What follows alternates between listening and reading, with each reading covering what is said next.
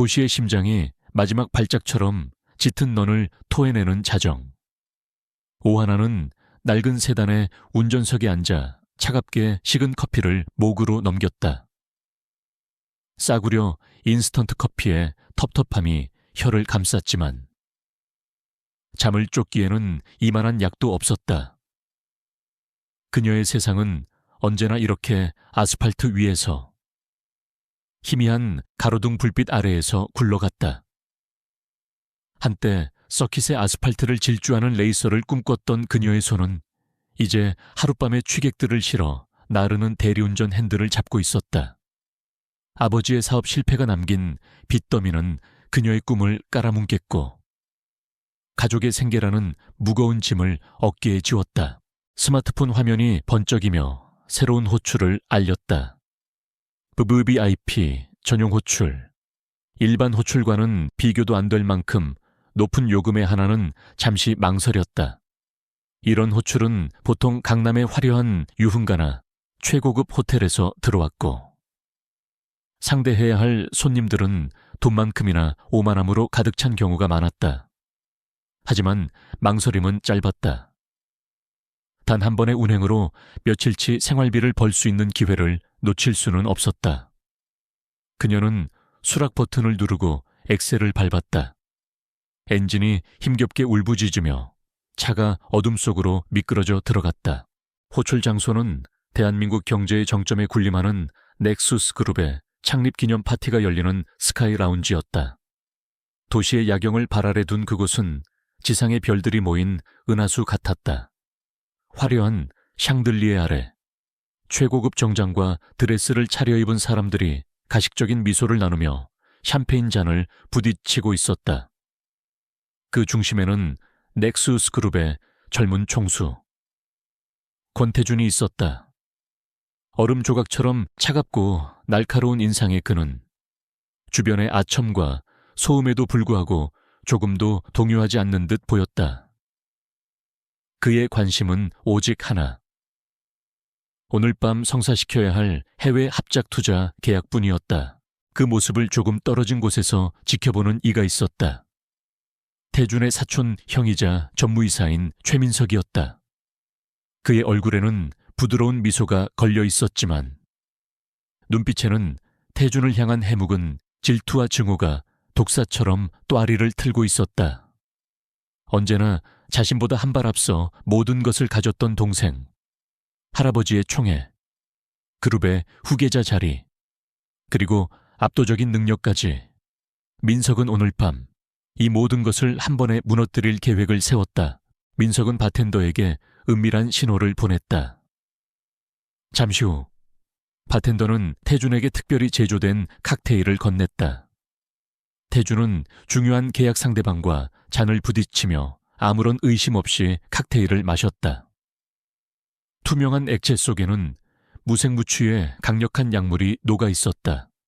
이성을 마비시키고 가장 원초적인 욕망을 제어 불능 상태로 끌어올리는 위험한 약이었다. 민석의 입가에 잔인한 미소가 스쳐 지나갔다. 계약은 파탄날 것이고 권태준은 대한민국 상류층 전체의 웃음거리로 전락할 터였다. 얼마 지나지 않아 태준은 몸에 이상한 열기가 차오르는 것을 느꼈다. 머리가 어지럽고 눈앞의 풍경이 아지랑이처럼 흔들렸다.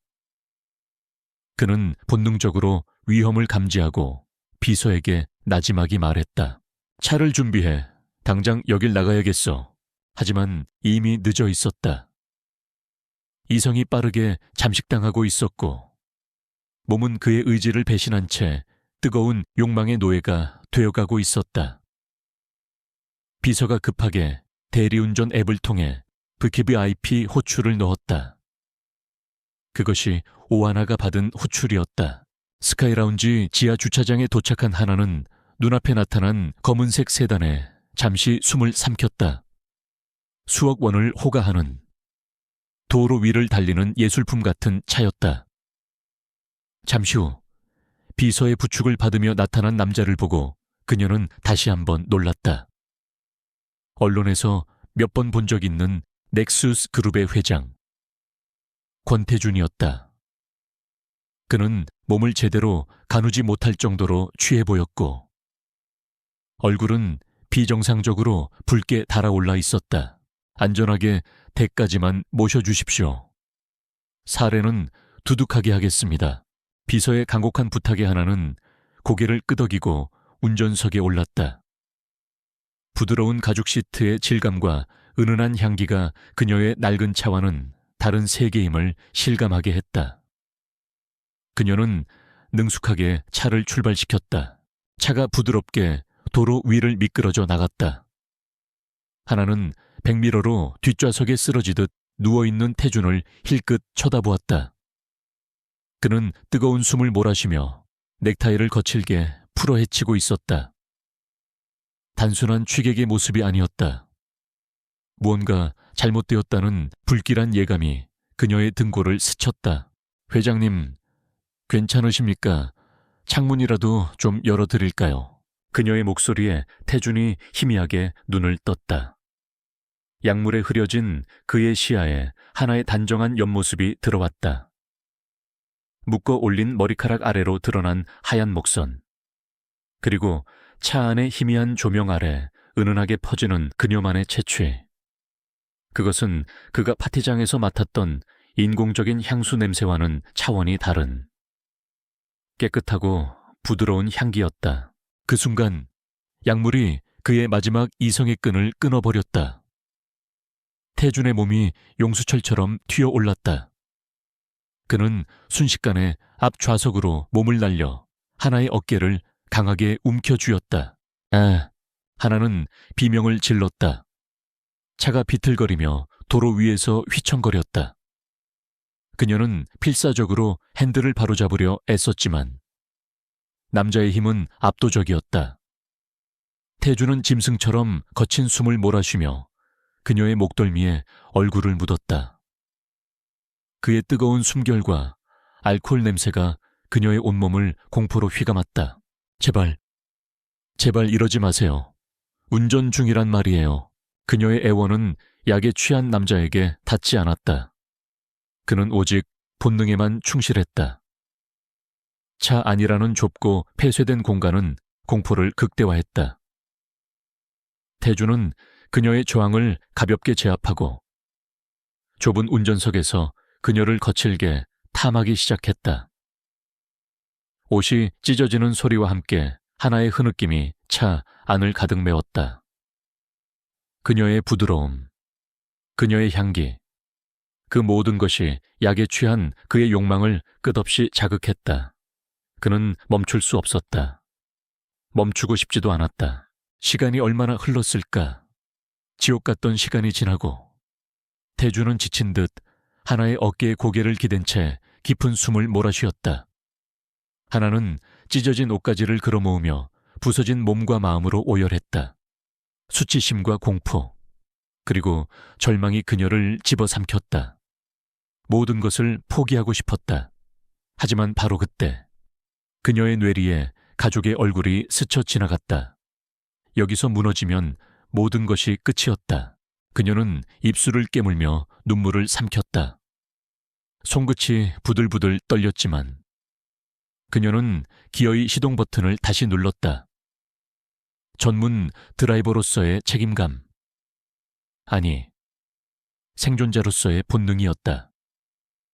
그녀는 내비게이션에 찍힌 주소를 향해 다시 차를 몰았다. 옆 좌석에서는 남자의 고른 숨소리가 들려왔다. 방금 전 자신을 지옥으로 밀어넣었던 그 남자는 이제 아무것도 모른다는 듯 평온하게 잠들어 있었다. 차가 거대한 저택 앞에 멈추어 섰다. 하나는 태준을 깨우는 대신 차에서 내려 경비원에게 도움을 요청했다. 잠시 후 집사로 보이는 사람이 나와 곤히 잠든 태준을 부축해 안으로 데리고 들어갔다. 하나는 텅 빈 채 홀로 남았다. 그녀는 룸미러에 비친 자신의 모습을 보았다. 헝클어진 머리, 눈물로 얼룩진 얼굴, 그리고 찢어진 옷, 모든 것이 악몽의 증거였다. 그녀는 시트에 놓인 두툼한 돈 봉투를 보았다. 비서가 건넸던 사례금이었다. 그것은 그녀의 하룻밤을, 그녀의 존엄성을 짓밟은 대가처럼 보였다. 그녀는 돈봉투를 집어들고 채서 내렸다. 그리고 단 한순간의 망설임도 없이 어둠 속으로 몸을 숨겼다. 다시는 이 끔찍한 기억과 마주치지 않기를, 이 남자와 두 번 다시 엮이지 않기를 간절히 바라며 그녀는 그날 밤 자신의 모든 흔적을 지우고 완벽하게 사라졌다. 지끈거리는 통증이 관자놀이를 뚫을 듯이 쑤셔왔다. 권태주는 낯선 고통에 미간을 찌푸리며 무거운 눈꺼풀을 들어올렸다. 눈에 들어온 것은 익숙한 자신의 침실 천장이었지만 몸은 마치 타인의 것처럼 낯설고 무거웠다. 머릿속은 두꺼운 안개가 낀 것처럼 흐릿했고 어젯밤의 기억은 산산조각난 필름처럼 파편화되어 있었다. 화려한 파티장의 소음, 날카로운 샴페인 향, 그리고 무언가 다른 기억의 조각이 그의 뇌리를 스쳤다. 좁고 어두운 공간, 부드럽고 따뜻한 감촉, 애써 참는 듯한 여자의 가녀린 흐느낌, 그리고 그의 온몸을 감쌌던 인공적인 향수가 아닌 비누향 같기도 하고 샴푸향 같기도 한 깨끗하고 은은한 향기. 기억은 거기서 끊겼다. 여자의 얼굴은 짙은 안개에 가린 듯 전혀 떠오르지 않았다. 오직 그 감촉과 향기, 그리고 자신의 통제 불능이었던 거친 숨소리만이 섬광처럼 터져나왔다 사라지기를 반복했다. 그는 침대에서 몸을 일으키려다 자신도 모르게 신음을 흘렸다. 온몸의 근육이 격렬한 운동이라도 한 것처럼 뻐근했다. 이건 단순한 숙취가 아니었다. 그는 자신의 몸 상태를 누구보다 잘 알았다. 수십 년간 단 한 번도 흐트러짐 없이 자신을 통제해왔던 그였다. 하지만 어젯밤 그는 완전히 고삐가 풀린 야수였다. 젠장, 낮은 욕설이 절로 터져나왔다. 그는 비틀거리며 욕실로 향했다. 거울에 비친 자신의 모습은 가관이었다. 셔츠는 단추가 몇 개나 뜯겨 있었고 얼굴에는 피로와 정체 모를 죄책감이 뒤섞여 있었다. 그는 샤워기에서 쏟아지는 차가운 물줄기를 그대로 맞았다. 얼음장 같은 물이 그의 뜨거운 몸을 식혔지만 머릿속을 떠도는 혼란스러운 기억의 파편들까지 씻어내지는 못했다. 그는 자신이 끔찍한 실수를 저질렀다는 것을 직감했다. 술 때문이라고 하기엔 너무나도 비정상적인 상태였다. 누군가 의도적으로 자신에게 약을 썼다는 의심이 머리를 스쳤다. 그리고 그 약에 취해 그는 이름도 얼굴도 모르는 한 여자에게 씻을 수 없는 상처를 입혔다. 기억나지 않는 여자의 부드러움이 마치 유령처럼 그의 피부에 남아있는 듯했다. 그 감촉은 죄책감과 뒤섞여 기묘한 집착을 불러일으켰다. 그는 알아야만 했다. 그녀가 누구인지, 그리고 자신이 무슨 짓을 저질렀는지 사과를 하든 보상을 하든 무엇이라도 해야만 했다. 이대로 넘어가는 것은 권태준이라는 남자의 자존심이 허락하지 않았다. 샤워를 마친 그는 곧바로 비서에게 전화를 걸었다. 그의 목소리는 평소처럼 냉정했지만 그 안에는 미세한 분노의 떨림이 담겨 있었다. 어젯밤 나를 데려다 준 대리운전 기사 여자였나? 네, 회장님 급하게 VIP 호출을 이용했습니다만 차잔에 무슨 수를 써서라도 오늘 안으로 내 앞에 데려와. 명령은 짧고 단호했다. 비서는 그의 목소리에 담긴 살기를 느끼고 군말 없이 대답했다. 태주는 전화를 끊고 옷장으로 향했다. 그는 가장 완벽하고 빈틈없는 수트를 골라 입었다. 마치 갑옷을 입는 것 같았다. 흐트러진 내면을 감추기 위한 완벽한 위장이었다.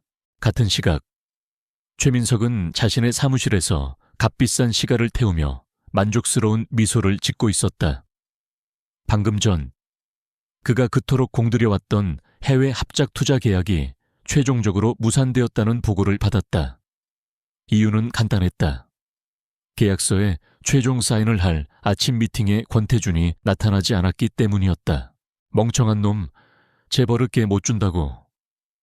결국 여자 문제로 발목 잡힐 줄 알았지. 민석은 낄낄거리며 웃었다.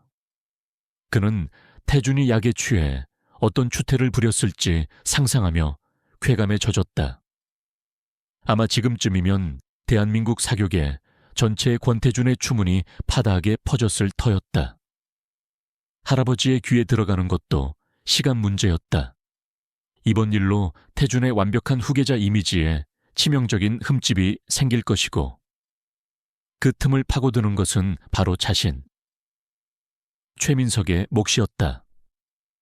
그는 오랫동안 기다려온 순간이 마침내 다가왔음을 직감했다.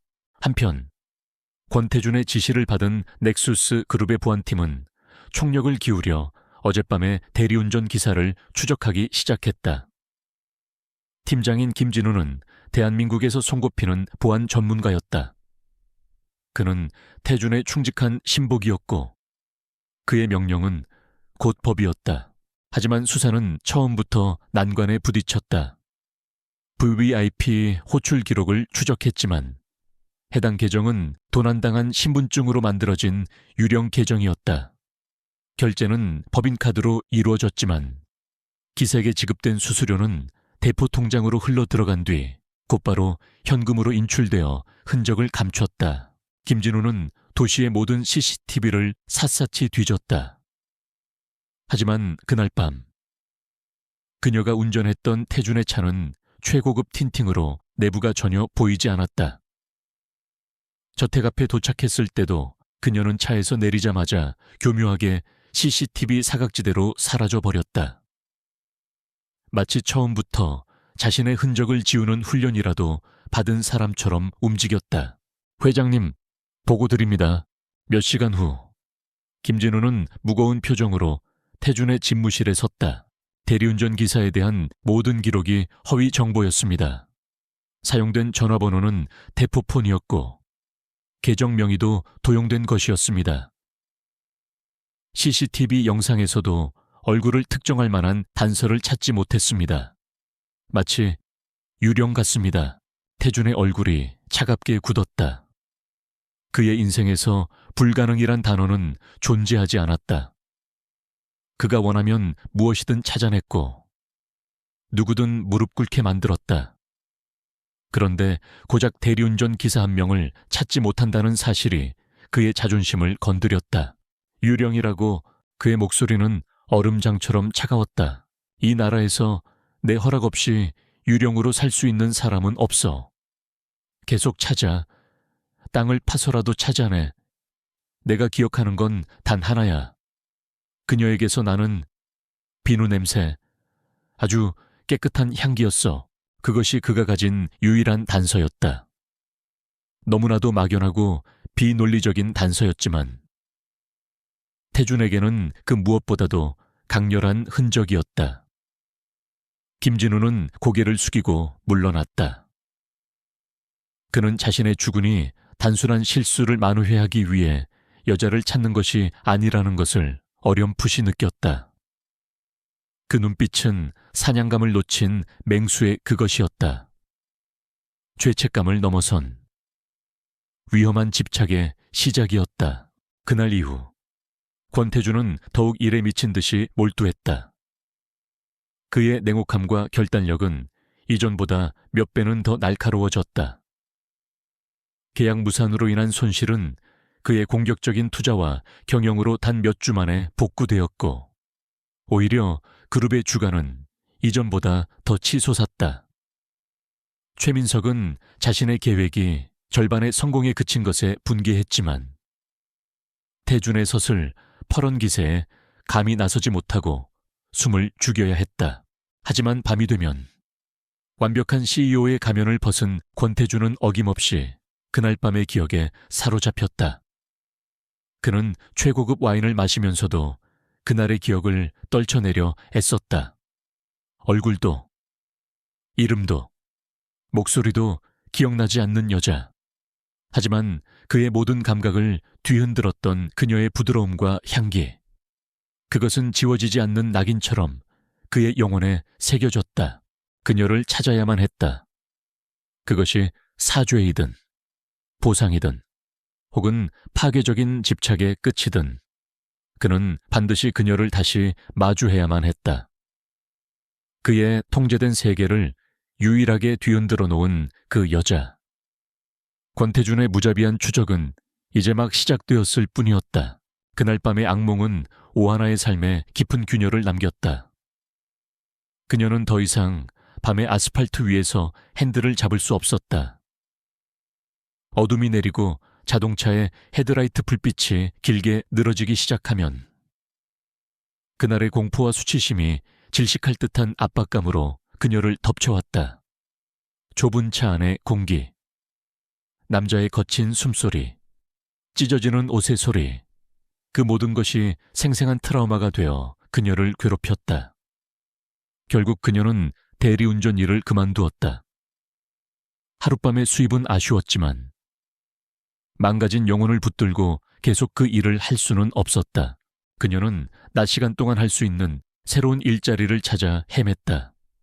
하지만 경력도, 학벌도 내세울 것 없는 그녀에게 세상은 냉정했다. 여러 곳에 이력서를 넣었지만 돌아오는 것은 무관심뿐이었다. 통장 장원은 빠르게 바닥을 드러냈고 가족의 생계에 대한 압박감이 다시 그녀의 목을 조여왔다. 절망감이 짙어지던 어느 날 그녀는 인터넷 구인 사이트에서 우연히 한 공고를 발견했다. 넥수스그룹 신차개발본부 주행 테스트팀 신입 경력 사원 모집. 넥수스그룹, 대한민국 최고의 대기업. 그 이름을 보는 순간 하나의 심장이 쿵 하고 내려앉았다. 그 남자, 권태준의 회사였다. 그녀는 본능적으로 창을 닫으려 했다. 그 이름과 관련된 모든 것으로부터 도망치고 싶었다. 하지만 주행 테스트라는 단어가 그녀의 발목을 잡았다. 그것은 그녀가 레이서의 꿈을 접은 이후 가슴 깊이 묻어두었던 열정이었다. 한계 속에서 자동차를 제어하고 아스팔트와 타이어가 만들어내는 교감을 느끼는 것, 그것은 그녀가 가장 잘할 수 있는 일이었고 유일하게 살아있음을 느끼게 해주는 일이었다. 그녀는 밤새 고민했다. 거대한 넥수스 그룹 안에서 일개 말단 사원인 자신이 그 남자와 마주칠 확률은 거의 없을 것이라고. 스스로를 애써 위로했다. 이것은 단지 생계를 위한 선택일 뿐이라고. 다른 의미는 없다고 되뇌었다. 다음 날 아침, 그녀는 붉게 충혈된 눈으로 지원서의 제출 버튼을 눌렀다. 며칠 후, 기적처럼 서류 합격 통보가 왔다. 실기 테스트 장소는 도시 외곽에 위치한 넥수스 그룹의 거대한 주행 시험장이었다. 수십 명의 지원자들이 긴장된 표정으로 모여 있었다. 대부분은 자동차 관련 학과를 졸업했거나 전문적인 경력을 가진 남자들이었다. 그들 사이에서 평범한 옷차림의 하나는 단연 눈에 띄었다. 몇몇은 노골적인 무시의 눈빛을 보내기도 했다. 테스트는 혹독했다. 슬라롬, 급제동, 고속 코너링, 젖은 노면 주행 등 자동차의 성능과 운전자의 기량을 극한까지 시험하는 코스들이 이어졌다. 앞서 테스트를 받은 지원자들은 실수를 연발하며 미끄러지거나 기준 기록에 한참 못 미치는 결과를 냈다. 마침내 하나의 차례가 되었다. 그녀가 운전석에 앉아 핸들을 잡는 순간 주변의 소음이 거짓말처럼 사라졌다. 그녀의 눈빛이 달라졌다. 대리운전 기사의 피곤함에 젖은 눈이 아닌 서킷을 지배하던 레이서의 날카로운 눈빛으로 돌아왔다. 출발 신호와 함께 차가 총알처럼 튀어나갔다. 그녀의 운전은 다른 지원자들과 차원이 달랐다. 그것은 기술을 넘어선 예술의 경지였다. 슬라럼 코스에서는 마치 물 흐르듯 부드럽게 장애물을 통과했고, 급제동 구간에서는 단 한 치의 오차도 없이 정확한 지점에 차를 세웠다. 앞권은 고속 코너링이었다. 대부분의 지원자들이 속도를 이기지 못하고 비명을 지르며 미끄러졌던 마의 구간에서 그녀는 완벽한 온-인아웃 라인을 그리며 타이어 마찰음 하나 없이 부드럽게 코너를 빠져나갔다. 테스트를 감독하던 주행 테스트팀의 박 팀장은 입을 다물지 못했다. 수십 년간 수많은 드라이버들을 봐왔지만 저렇게 완벽하게 자동차와 한 몸이 되어 움직이는 사람은 처음이었다. 마치 자동차가 그녀의 의지에 따라 살아 움직이는 생물체 같았다. 저 지원자, 이름이 뭐지? 오하나입니다. 경력은 대리운전이라고 되어 있습니다.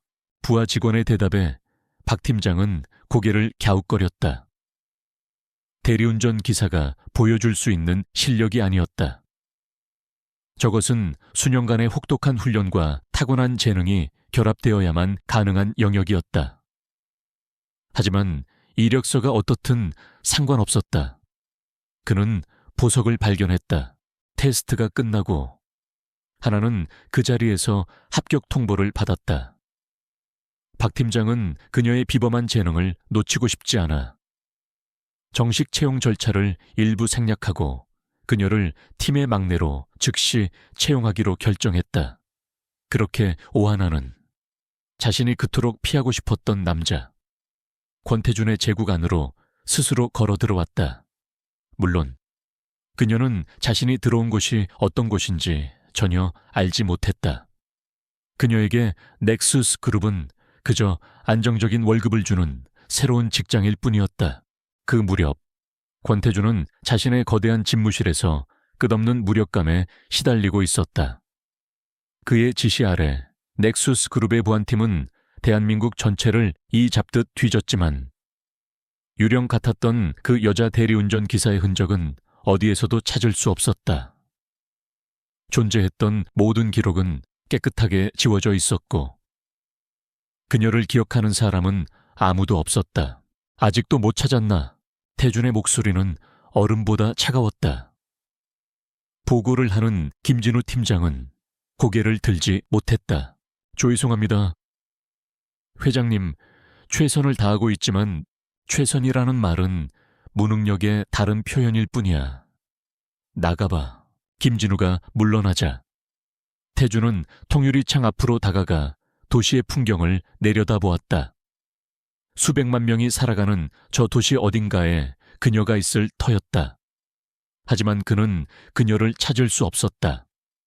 그의 돈과 권력으로도 닿지 않는 유일한 사람이었다. 실패는 그를 더욱 냉혹하고 잔인하게 만들었다. 그는 일에 미쳐 날뛰었다. 사소한 실수도 용납하지 않았고 임원들은 그의 앞에서 숨도 제대로 쉬지 못했다. 그의 분노와 집착은 그룹 전체를 얼어붙게 만들었다. 하지만 그 누구도 그의 내면에서 무슨 일이 벌어지고 있는지 알지 못했다. 그저 그가 해외 계약 무산 이후 더욱 완벽주의자가 되었다고 짐작할 뿐이었다. 밤이 되면 그의 집착은 더욱 선명해졌다. 그는 그날 밤의 기억을 퍼즐처럼 맞추려 애썼다. 그녀의 부드러웠던 살결, 공포에 질려 떨리던 목소리, 그리고 그의 이성을 마비시켰던 깨끗한 비누 향기. 기억의 파편들은 그를 고문하는 동시에 기묘한 갈증을 불러일으켰다. 그는 그녀를 찾아야만 했다.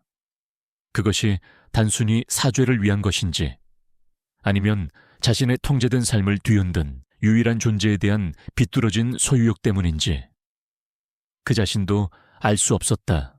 그렇게 시간은 흘러갔다. 넥수스 그룹이라는 거대한 성 안에서 두 사람은 서로의 존재를 전혀 알지 못한 채 각자의 삶을 살아가기 시작했다. 오하나는 주행 테스트 팀의 신입 사원으로서 잊었던 꿈의 조각을 다시 맞추며 작은 희망을 키워나갔다.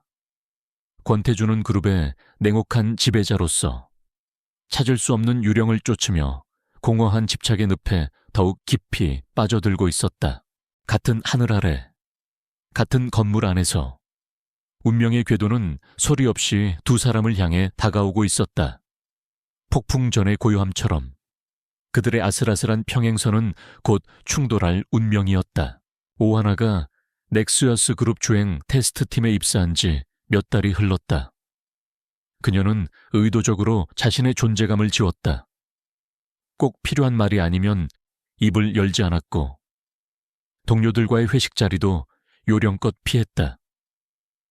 그녀의 목적은 단 하나. 눈에 띄지 않고 조용히. 그저 월급을 받는 직장인으로 살아남는 것이었다. 그녀의 비범한 운전 실력은 입사 테스트 이후 철저히 감춰졌다. 박 팀장은 그녀의 재능을 아까워했지만 본인이 원하지 않는데 억지로 끌어낼 수는 없는 노릇이었다. 그렇게 그녀는 데이터 기록이나 차량 정비 보조 같은 굳은 일을 도맡아 하는 그저 그런 평범한 신입사원으로 동료들에게 인식되어 갔다. 그러던 어느 날 주행시험장 전체에 전례 없는 긴장감이 감돌았다. 넥수스 그룹의 미래가 걸린 야심작, 완전 자율주행 시스템 넥수스 AI의 최종 성능 시연회가 열리는 날이었기 때문이었다.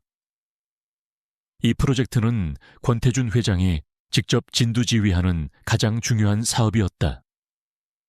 오늘 시연회에는 그룹의 최고 임원들뿐만 아니라 해외 투자자들과 언론까지 초대되었다. 권태준은 관제탑 가장 높은 곳에서 조금의 흔들림도 없는 눈으로 트랙을 내려다보고 있었다. 그의 옆에는 그의 그림자처럼 최민석 전무가 서 있었다. 민석의 얼굴에는 기대감과 불안감이 교묘하게 뒤섞여 있었다. 프로젝트의 성공은 태준의 입지를 더욱 굳건하게 만들 것이고 실패는 그에게 더할 나위 없는 기회가 될 터였다. 시연을 시작하겠습니다. 박 팀장의 목소리가 스피커를 통해 장엄하게 울려 퍼졌다. 트랙 위에는 유선형의 날렵한 디자인을 자랑하는 넥스어스 AI 프로토타입 차량이 위용을 드러내고 있었다. 안전 규정상 운전석에는 베테랑 테스트 드라이버가 앉아 있었지만 그의 손과 발은 핸들과 페달에서 완전히 떨어져 있었다. 모든 제어권은 인공지능에게 있었다. 오하나는 트랙 한쪽 구석에 있는 기록실에서 모니터를 통해 시연을 지켜보고 있었다. 그녀의 임무는 주행 데이터를 실시간으로 백업하는 가장 단순하고 눈에 띄지 않는 역할이었다. 그녀는 일부러 그 역할을 자청했다. 권태준 회장이 직접 참석하는 이 자리를 어떻게든 피하고 싶었기 때문이었다. 시연은 완벽하게 진행되는 듯했다. 넥스US AI는 고속주행, 장애물 회피, 자동주차 등 모든 테스트 항목을 한 치의 오차도 없이 수행해냈다. 관제탑에서는 나지막한 감탄사가 터져나왔다. 최민석의 얼굴이 미세하게 굳어졌다. 바로 그 순간이었다. 마지막 테스트 항목인 최고속 한계 주행을 위해 넥스US AI가 직선 코스에 진입하여 속도를 끌어올리던 중 갑자기 차량이 격렬하게 좌우로 흔들리기 시작했다. 뭐야, 관제탑의 엔지니어들이 경악했다. 모니터의 모든 데이터 수치가 비정상적으로 깜빡이며 경고음을 울려댔다. 시스템에 치명적인 오류가 발생한 것이었다. 차량은 통제를 완전히 상실한 채 시속 200km가 넘는 속도로 질주하기 시작했다. 설상가상으로 코스 끝에는 급격한 헤어핀 커브 구간이 있었다. 저 속도로는 커브를 통과하는 것이 불가능했다. 벽에 그대로 충돌하여 산산조각 날 것이 불보듯 뻔했다. 비상정지 당장 수동 모드로 전환해 박 팀장이 고함을 질렀지만 운전석의 베테랑 드라이버는 극도의 공포에 질려 몸이 굳어버렸다. 그는 아무런 조치도 취하지 못한 채 비명만 지르고 있었다. 관제탑은 아수라장이 되었다. 해외 투자자들과 언론은 충격적인 장면에 입을 다물지 못했다. 권태준의 얼굴은 얼음처럼 차갑게 굳어 있었다. 수년간의 노력이 그룹의 미래가 단 몇 초 만에 잿더미가 될 위기였다. 기록실에서 모니터를 보던 오하나의 눈빛이 그 순간 변했다. 모든 것이 슬로우 모션처럼 보였다. 그녀의 뇌는 0.1초 만에 모든 상황을 분석하고 최악의 결과를 계산해냈다. 그녀는 자리를 박차고 뛰쳐나갔다. 여의, 오하나 씨 어딜 가는 거야? 동료들이 소리쳤지만 그녀에게는 들리지 않았다. 그녀는 트랙 옆에 비상용으로 대기 중이던 체이스카의 문을 열고 운전석에 올라탔다. 키는 이미 꽂혀 있었다. 그녀가 시동을 걸자 엔진이 굉음을 내며 깨어났다. 미쳤어. 저길 왜 들어가? 모두가 경악하며 그녀를 말렸지만 하나는 망설임 없이 엑셀을 끝까지 밟았다. 체이스카가 미친 듯이 튀어나가며 트랙으로 진입했다. 그녀의 목표는 단 하나. 폭주하는 넥서스 AI를 멈추는 것이었다. 관제탑의 모든 시선이 트랙에 난입한 작은 체이스카에 쏠렸다. 권태준의 눈이 가늘어졌다. 저것은 자살 행위였다. 하나는 신들린 듯한 핸들링으로 폭주하는 차량의 뒤에 바싹 따라붙었다. 두 차의 거리가 아슬아슬하게 좁혀졌다. 그녀는 넥서스 AI의 움직임을 읽고 있었다. 시스템 오류로 인해 좌우로 흔들리는 불규칙한 패턴 속에서 그녀는 미세한 규칙성을 찾아냈다. 저 여자, 대체 뭘 하려는 거지? 최민석이 중얼거렸다. 하나는 넥서스 AI가 왼쪽으로 쏠리는 타이밍에 맞춰 자신의 차 오른쪽 앞 범퍼로 넥서스 AI의 왼쪽 뒷바퀴 부분을 정확하게 들이받았다. 피트 매뉴버, PIT 마누버. 경찰이 도주 차량을 강제로 스핀시켜 멈추게 하는 고등 기술이었다. 하지만 시속 200km가 넘는 속도에서 이 기술을 시도하는 것은 신의 영역에 가까웠다. 쾅 하는 굉음과 함께 넥서스 AI의 차체가 균형을 잃고 거칠게 스핀하기 시작했다. 하지만 그 힘을 이기지 못하고 하나의 체이스카 역시 함께 스핀하며 트랙 위를 미끄러졌다. 타이어가 찢어지는 비명과 함께 시커먼 연기가 피어올랐다. 관제탑에서는 비명이 터져 나왔다. 모두가 끔찍한 충돌을 예상한 순간 놀라운 광경이 펼쳐졌다. 하나는 카운터 스티어와 신기에 가까운 페달 조작으로 자신의 차를 완벽하게 제어하고 있었다. 그녀는 스핀하는 넥서스 AI와 충돌하지 않으면서도 절묘하게 속도를 줄이도록 유도하며 함께 미끄러졌다. 마치 위험한 죽음의 왈츠를 추는 것 같았다. 몇 초 같은 영겁의 시간이 흐른 후 두 대의 차는 마침내 헤어핀 커브를 불과 몇 미터 앞에 두고 기적처럼 멈춰 섰다. 트랙 위에는 정적만이 흘렀다. 모두가 숨을 죽인 채 연기 속에서 모습을 드러낸 두 대의 차를 바라보고 있었다. 잠시 후 체이스카의 문이 열리고 오하나가 내렸다. 그녀는 흐트러짐 없는 모습으로 폭주했던 넥서스 AI 차량으로 다가가 공포에 질려 떨고 있는 테스트 드라이버를 차에서 끌어냈다.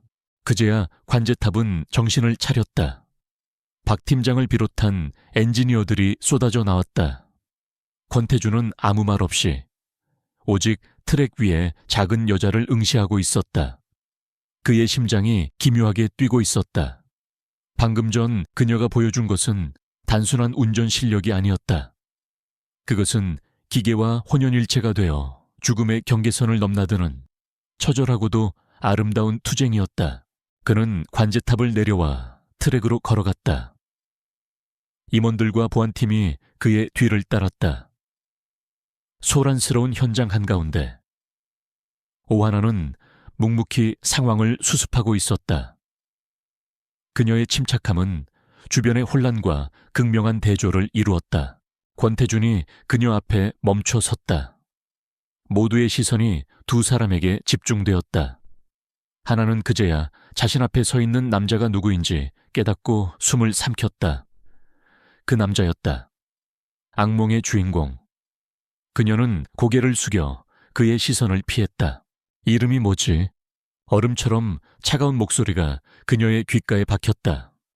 또 하나입니다. 그녀의 목소리는 미세하게 떨리고 있었다. 권태준은 그녀를 빤히 내려다보았다.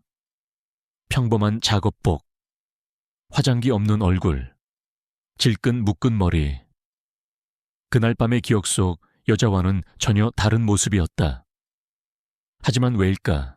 이 상황과 전혀 어울리지 않는 아주 희미하고 깨끗한 비누 향기가 바람을 타고 그의 코끝을 스치는 것 같았다.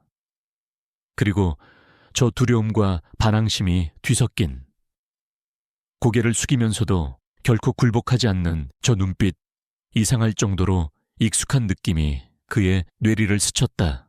하지만 그는 그 낯선 감정을 떨쳐냈다.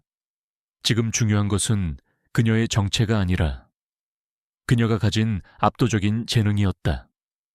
저 재능은 이런 곳에서 썩히기에는 너무나도 아까웠다. 아니, 저 재능은 오직 자신만이 가질 자격이 있었다. 그는 주변의 모든 사람들을 무시한 채 오직 그녀에게만 말했다.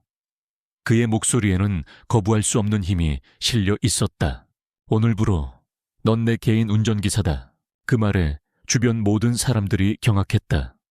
박 팀장이 황급히 나서려 했지만 권태준의 차가운 눈빛에 입을 다물었다. 그것은 제안이 아닌 통보였다. 오하나의 세상이 무너지는 것 같았다. 그녀는 고개를 번쩍 들고 그를 마주 보았다. 그녀의 눈에는 공포와 함께 불꽃 같은 분노가 타오르고 있었다. 안 돼. 절대로 이 남자의 곁에만은 있을 수 없어. 하지만 그녀는 거부할 수 없었다. 대한민국에서 넥수스 그룹 회장의 명령을 거부하고 살아남을 수 있는 사람은 없었다. 그녀는 거대한 운명의 덫에 완벽하게 걸려들었다. 도망치려 발버둥 칠수록 더욱 깊은 심연으로 빠져들고 있었다. 권태준의 개인 운전기사로 발령받은 첫날. 오하나는 지옥으로 출근하는 기분이었다. 그녀에게 지급된 것은 몸의 라인이 거의 드러나지 않는 단정한 검은색 유니폼과 그녀의 모든 것을 감시할 것만 같은 차가운 시선들이었다. 그녀는 이제 더 이상 익명의 테스트 드라이버가 아니었다. 넥수스 그룹 회장의 그림자. 권태준이라는 남자의 가장 가까운 곳에서 그의 숨소리까지 들어가며 하루를 보내야 하는 존재가 되었다. 첫 출근날, 거대한 저택의 차고에서 그녀를 맞이한 것은 권태준의 비서였다. 비서는 감정 없는 목소리로 주의사항을 전달했다. 불필요한 말은 금지. 과도한 시선 교환 금지. 회장의 사적인 영역에 대한 호기심 금지. 모든 규칙은 오하나를 투명인간으로 만들라는 요구와 같았다. 하나는 묵묵히 고개를 끄덕였다. 그것은 그녀가 가장 원하는 바이기도 했다. 잠시 후 저택 안에서 권태준이 모습을 드러냈다. 완벽하게 다려진 수트를 입은 그는 머리부터 발끝까지 빈틈없는 지배자의 모습이었다. 그는 하나의 존재를 인식하지도 못하는 것처럼 그녀를 스쳐 지나가 차의 뒷좌석에 올랐다. 그의 몸에서 풍기는 차갑고 값비싼 향수 냄새가 하나의 코끝을 찔렀다. 그날 밤 그녀의 차를 더럽혔던 알코올과 욕망의 냄새와는 전혀 다른 서늘한 향이었다. 하나는 떨리는 손으로 핸들을 잡았다. 심장이 미친 듯이 방망이질 쳤지만 그녀의 표정에는 아무런 변화도 없었다. 그녀는 수년간의 훈련으로 감정을 숨기는 데 익숙했다. 차가 부드럽게 저택을 빠져나와 도로 위로 미끄러져 들어갔다. 그때부터 숨막히는 일상이 시작되었다. 자동차라는 좁고 밀폐된 공간은 두 사람만의 섬이었다. 하지만 그 섬에는 어떤 교감도, 대화도 존재하지 않았다. 오직 얼음 같은 침묵만이 공기를 채웠다. 권태주는 뒷좌석에서 끝없이 서류를 보거나 노트북으로 업무를 처리했다. 그는 단 한 번도 그녀에게 개인적인 질문을 던지지 않았고, 운전에 대해 어떤 불평이나 칭찬도 하지 않았다. 그는 오직 목적지만을 간결하게 전달할 뿐이었다. 하나는 그 침묵이 감사하면서도 동시에 끔찍한 고문처럼 느껴졌다. 룸미러에 비치는 그의 냉정한 얼굴을 볼 때마다 그날 밤의 악몽이 되살아났다. 그녀는 필사적으로 룸미러를 보지 않으려 애썼고 오직 전방의 도로에만 시선을 고정했다. 그녀의 운전은 이전보다 더욱 완벽해졌다.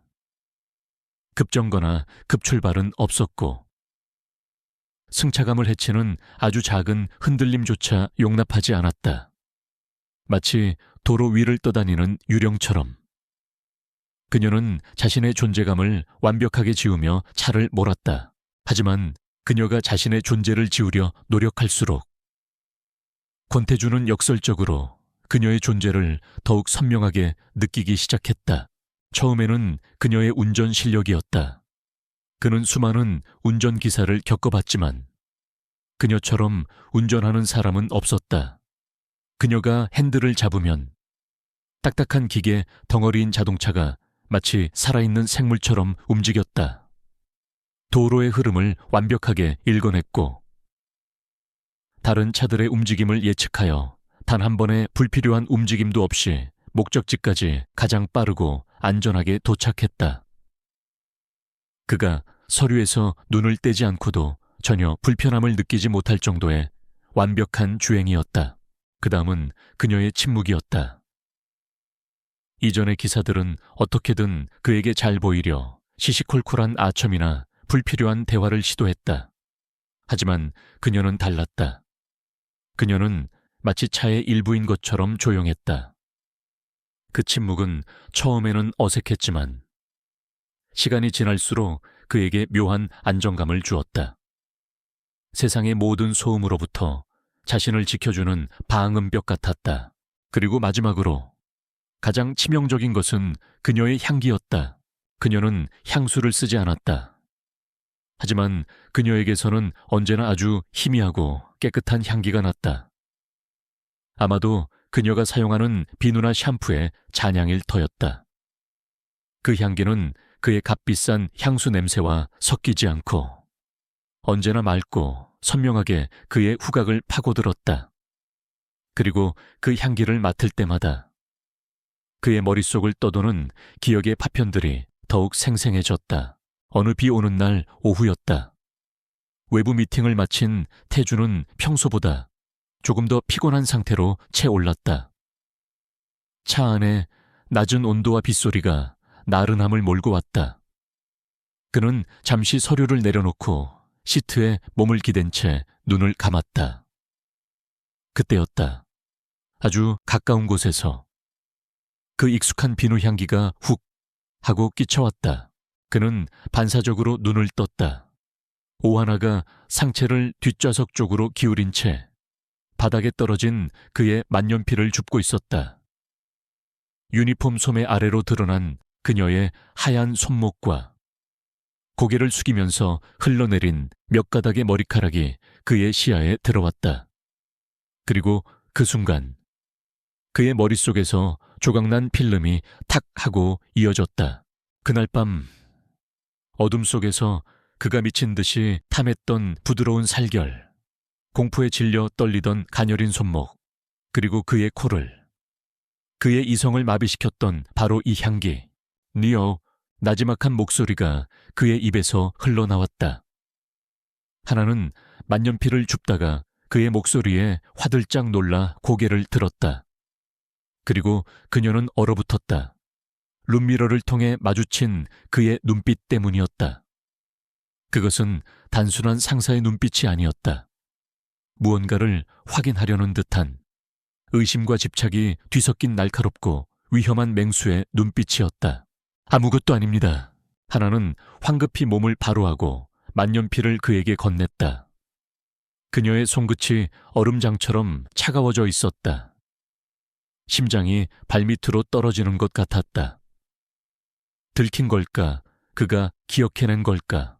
온갖 최악의 상상들이 그녀의 머릿속을 헤집었다. 태주는 그녀의 손에서 만년필을 받아들며 그녀의 손끝을 스쳤다. 차가운 감촉, 그날 밤. 그가 느꼈던 뜨거운 온도와는 달랐다. 얼굴도 달랐다. 하지만 그 향기와 방금 전 겁에 질렸으면서도 결코 굴복하지 않으려던 그 눈빛, 그 모순적인 조합이 그의 혼란을 더욱 가중시켰다. 그는 아무 말 없이 다시 서류로 시선을 돌렸지만 그의 모든 신경은 운전석에 앉은 여자에게로 향해 있었다. 한편 이 아슬아슬한 긴장감을 전혀 다른 곳에서 지켜보는 이가 있었다. 최민석이었다. 그는 넥스유스 AI 시연회 날의 사건 이후 오하나라는 여자의 존재가 계속 마음에 걸렸다. 권태준처럼 오만하고 사람을 믿지 않는 놈이 고작 운전 실력 하나 때문에 검증되지 않은 말단 사원을 자신의 개인 운전기사로 앉혔다는 것이 상식적으로 이해되지 않았다. 분명 무언가 다른 이유가 있을 터였다. 그녀가 권태준의 숨겨진 약점이거나 혹은 자신이 모르는 비밀 병기일지도 모른다는 의심이 싹텄다. 오하나라는 여자, 뒷조사 좀 해봐. 태어나서부터 지금까지. 먼지 하나까지 다 털어와. 민석은 자신의 수에게 비밀리에 지시를 내렸다. 그는 권태준을 무너뜨리기 위해서라면 어떤 수단과 방법도 가리지 않을 작정이었다. 오하나라는 변수가 자신의 계획에 방해가 된다면 가차없이 제거해버릴 생각이었다. 그날 이후 오하나의 삶은 더욱 숨막히는 지옥이 되었다. 앞에서는 권태준의 의심과 집착이 담긴 시선이, 뒤에서는 정체 모를 위협의 그림자가 그녀를 옥죄어 왔다. 자동차는 더 이상 그녀에게 해방감을 주는 공간이 아니었다. 사방이 막힌 감옥이자 언제 터질지 모르는 시한폭탄이 설치된 위험한 무대였다. 그녀는 그 무대 위에서 두 맹수의 표적이 된 차에 아슬아슬한 외줄타기를 하고 있었다. 도망칠 곳은 어디에도 없었다. 최민석은 자신의 수하가 건넨 서류를 집어들었다. 오하나, 그의 책상 위에 놓인 몇 장의 종이는 그녀의 20여 년 인생을 요약하고 있었다. 하지만 내용은 실망스러울 정도로 평범했다. 불우한 가정환경, 고등학교 중퇴, 각종 아르바이트 경력, 그리고 마지막 직업은 대리운전. 서류 어디에도 그녀가 권태준의 눈에 들만한 특별한 구석은 보이지 않았다. 전직 레이서였다는 기록은 그녀가 의도적으로 숨긴 덕분에 수면 위로 드러나지 않았다. 이게 전부야 배우는 누군가 일부러 심어놓은 끈아풀이 아니냐는 말이다. 민석의 날카로운 질문에 수아가 고개를 숙였다. 죄송합니다. 전무님, 몇 번을 다시 확인했지만 특이사항은 없었습니다. 그저 운전 실력이 특출난, 평범한 여자일 뿐입니다. 평범하다고 민석은 코웃음을 쳤다. 권태준 같은 인간이 평범함 때문에 누군가를 곁에 둘 리가 없었다.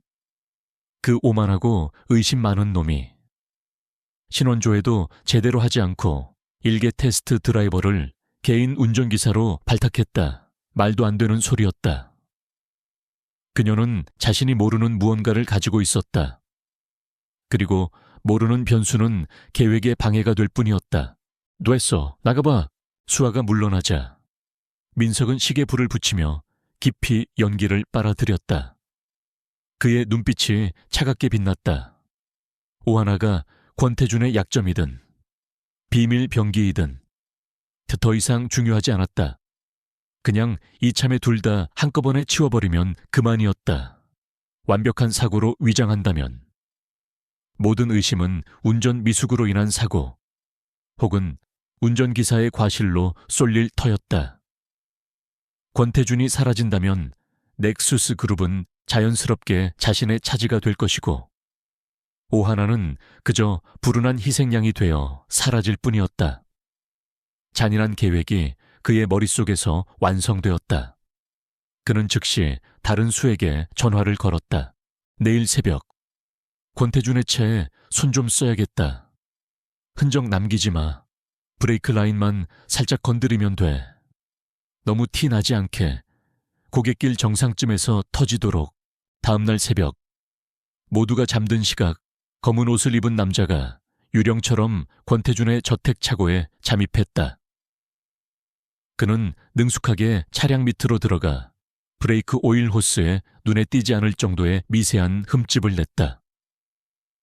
강한 압력이 지속적으로 가해지면 서서히 파열되도록 설계된 교묘하고 치명적인 함정이었다.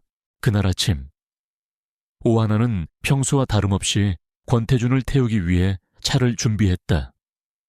그녀는 아무것도 눈치채지 못했다. 권태준 역시 마찬가지였다. 그의 모든 신경은 오직 그녀, 오하나에게만 향해 있었다. 지난 며칠간 그는 기억의 파편들을 맞추기 위해 그녀를 끊임없이 관찰했다. 그녀의 작은 습관, 무심코 뱉는 한숨, 핸들을 잡은 손의 모양까지. 하지만 기억은 여전히 안개 속에 있었다. 그럴수록 그의 집착은 더욱 강해졌고 차 안의 공기는 하루가 다르게 무거워졌다. 오늘은 산 정상에 있는 프라이빗 빌라로 간다. 중요한 손님과의 미팅이 있어. 태준의 목소리는 여느 때처럼 차가웠다. 하나는 내비게이션에 목적지를 입력하고 묵묵히 차를 출발시켰다. 차는 도심을 벗어나 구불구불한 산길로 접어들었다. 한쪽은 깎아지른 듯한 절벽, 다른 한쪽은 깊이를 알 수 없는 낭떠러지인 험준하기로 유명한 고갯길이었다. 하지만 하나에게 이 정도의 길은 아무것도 아니었다. 그녀는 능숙하게 코너를 공략하며 부드럽게 차를 몰았다. 태준은 창밖 풍경을 보는 척하며 룸미러를 통해 그녀의 얼굴을 훔쳐보았다. 운전에 집중한 그녀의 옆모습은 이상할 정도로 그의 시선을 사로잡았다. 그때 차가 급격한 커브를 돌면서 햇살이 그녀의 얼굴 위로 쏟아졌다. 그 순간 그녀의 목덜미에서 반짝이는 작은 흉터가 그의 눈에 들어왔다. 아주 작고 희미한, 어릴 적에 생긴 듯한 흉터였다. 그 흉터를 보는 순간 태준의 머릿속에서 무언가 툭 하고 끊어졌다. 기억나지 않던 그날 밤, 그가 그녀의 목덜미를 거칠게 탐했을 때 그의 입술에 스쳤던 미세한 감촉, 바로 저 흉터였다. 니오, 그가 다시 입을 열려던 바로 그 순간이었다. 정상에 가까워진 내리막길. 다음 코너를 앞두고 하나가 브레이크 페달을 밟았다. 하지만 페달은 아무런 저항 없이 쑥 하고 끝까지 밟혔다. 차의 속도는 전혀 줄어들지 않았다. 에요, 하나의 입에서 짧은 탄식이 터져 나왔다. 그녀는 다시 한번 페달을 깊게 밟았다. 허공을 밟는 듯한 감각.